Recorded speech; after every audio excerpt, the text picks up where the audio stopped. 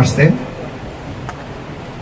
আমরা ভিতরে বসে আমরা এখানে যারা উপস্থিত হয়েছি, নূর আলম চিস্তি, মঈনুল কবির চিস্তি, আমি অদম গোলাম মঈনুদ্দিন, আজহার চিস্তি এবং কি হাশেম ফকির, আমাদের মা জননী সহকারী অ্যাটর্নি জেনারেল রত্নাজি মামা এবং কি আরো কয়েকজনে বসি আমরা গভীরভাবে গবেষণা করে দেখলাম যে দয়াল নবী দুনিয়া থেকে বিদায় নেওয়ার আগে মাওলায়েত রাখি গেছেন। সুন্দর বলেন সবাই, কি রাখি গেছেন? মাওলায়াতটা কি?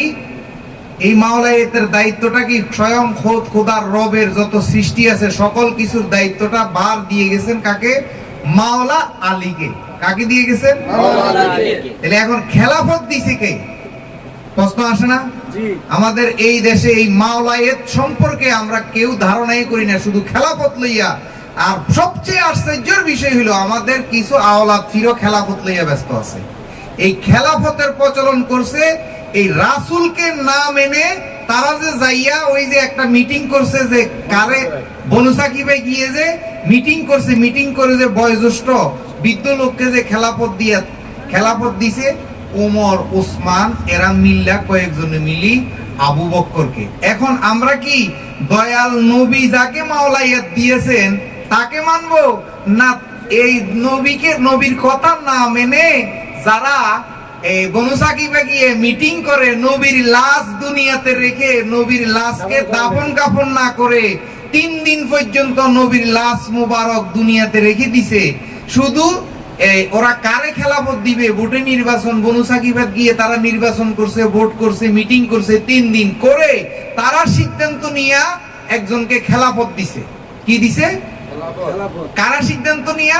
গোলামে, চাকরে, বদিল্লায়, কর্মচারীরা মিলে একজন ম্যানেজার ঠিক করছে। আর মালিক দুনিয়ার থেকে শেষ নিঃশ্বাস ত্যাগের পূর্বে তিনি গাদিরে খুমে বিদায় হজের ভাষণে হাজার হাজার মানুষের সামনে ডেকে বলছে, আমি যার মাওলা আলী তার, আমি যার অভিভাবক আলী তার। এখন আমরা কি নবীর কথা মানবেন নাকি ওই যে কর্মচারীরা সিদ্ধান্ত নিয়ে যারা রাজা বানাইছে তারা মানবেন? নবীর কথা মানবো। তাইলে আমার যিনি প্রশ্ন করেছেন উনি জবাব পেয়েছেন কিনা আমাদেরকে জানাবেন।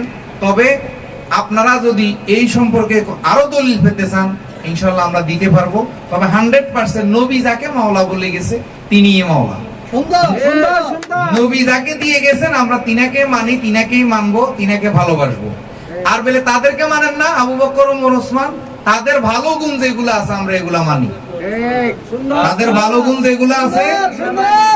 কিন্তু তারা যে পরে নবী দুনিয়া থেকে বিদায় নেওয়ার পরে তারা যে সিদ্ধান্তগুলো নিয়েছে নবীর কথা অ্যাবাউট করে, ভাইলুট করে, নবীকে ওভারটেক করে, আমরা তা মানি না। ধন্যবাদ।